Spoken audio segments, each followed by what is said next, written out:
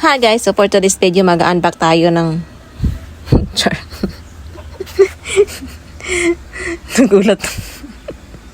Nagulat ako sa boses ko rin, bakit ganun? So ayun, anong hinahabol mo dyan, be? Sinira mo na yung pintuan natin, sira-sira na nga. Hyper, oh. Nakakaramdam ba? Meron siyang package. Naks naman. Meron siyang pa-parcel. I-unbox natin. I-unpack pala. I-unplastic. Hindi siya unpack, unbox, unplastic natin. Sure. Buti pa daw si Mabi, maraming parcel. Oo nga. In-orderan ko kasi siya. Kasi parang, wala na, ubos na yung budget niya. Meron pa naman isang plastic, pero wala lang, in-orderan ko na siya para ano. Happy naman siya. Lagi siya nakakulong. Minsan lang nakalabas.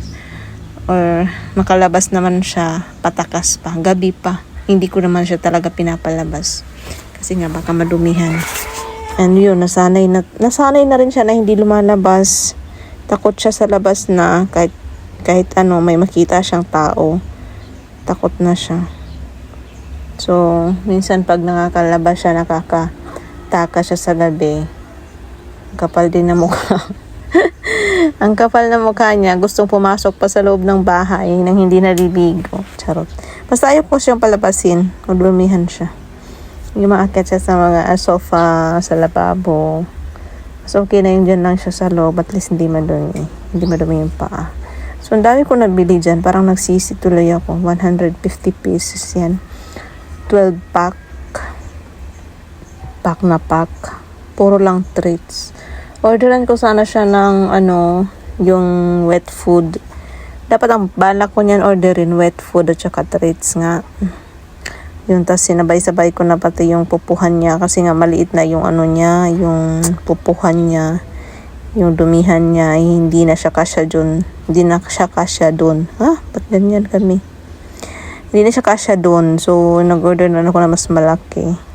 Tapos, ayan nga yung nabili ko, puro treats pala. Pero, nisip ko, okay na rin yan. Marami naman. So, pwede na siyang ihalo na lang sa dry foods.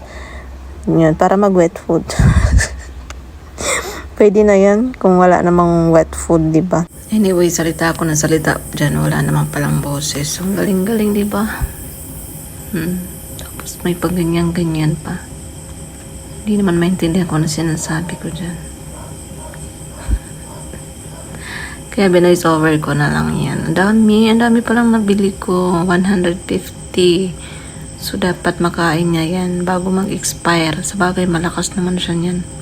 Favorite niya yung mga ganyan. Pwede ko rin siya ihalo nga sa dry foods niya. Kulang na lang is shampoo and sana po si Moby nakaka-LL. May pa-parcel, may pa-ganyan siya. Sana all. Kawawa kasi. Paubos na kasi yung luma niya. Pero ano na lang. Next is wet food.